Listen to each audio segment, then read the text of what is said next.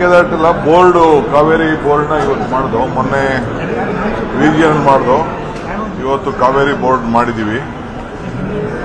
ಮೇಕೆದಾಟು ಏನು supreme court judgement ಬಂದಿದೆ ಆ ವಿಚಾರ ಚರ್ಚೆ ಮಾಡಿದ್ದೀವಿ.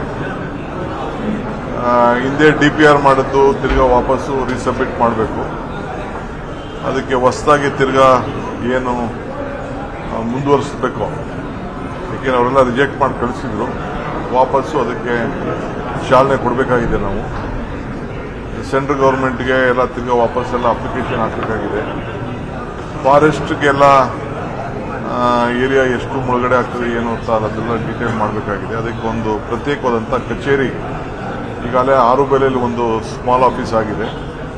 ಒಂದು CE ಲೆವೆಲಲ್ಲಿ CCF ಅವರೆಲ್ಲ ಒಳಗೊಂಡಂಥ ಒಂದು ಕಚೇರಿನ ಪ್ರತ್ಯೇಕವಾಗಿ ರಾಮನಗರ ಹೆಡ್ ಕ್ವಾರ್ಟರ್ಸ್ ಅಲ್ಲಿ ಮಾಡಬೇಕು ಅಂತ ಅಂದ್ಬಿಟ್ಟು, ಯಾಕೆಂದರೆ ಮಂಡ್ಯಕ್ಕೆ ಅನುಕೂಲ, ಮಂಡ್ಯಕ್ಕೂ ಹತ್ತಿರ, ರಾಮನಗರ ಹತ್ತಿರ ಮಧ್ಯದಲ್ಲಿ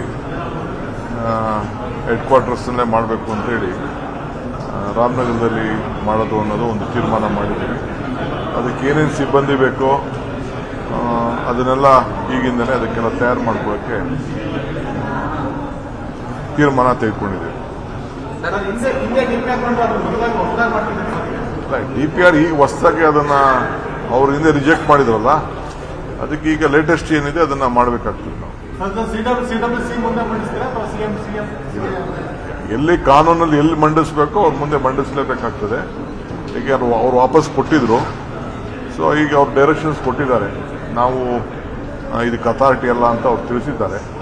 ಸೊ ಅದಕ್ಕೆ ಈಗ ಅವ್ರ ಮುಂದೆ ನಾವು ಹೊಸದಾಗಿ ಈಗ ಏನೇನು ಕೆಲವು ಲಕುನಗಳಿದ್ದು ಅದನ್ನೆಲ್ಲ ಗಮನಿಸಿ ವಾಪಸ್ಸು ಕೇಂದ್ರ ಸರ್ಕಾರಕ್ಕೆ ನಾವು ಮಂಡಿಸ್ತೀವಿ.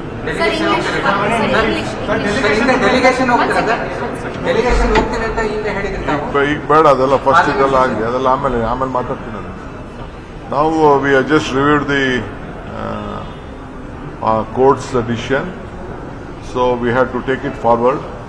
We have decided to open an office at the CE level in Ramnagaram in Bangalore South District.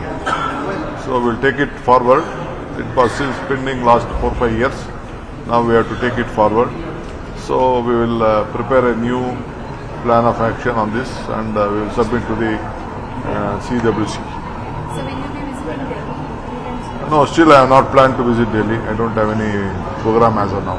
So a lot of criticism for the Tumakuru metro line projects. How do you take it? When the representatives give me a request, it is my bound duty to just look at the feasibility. We are just looking at the feasibility. Why there should be a criticism? Even if you want to go to the moon also, some of them I asked. You can ask them whether it is possible or not. So we have asked the feasibility report because some people wanted to do it on a public-private partnership. They want to invest. That is what the request of my Home Minister, that some people are ready to do it, invest it. So if someone is ready to invest and do it, we will explore all possibilities. So what about the second airport status? Still it is not there, but we are just looking at, we have submitted to the Delhi, let it come.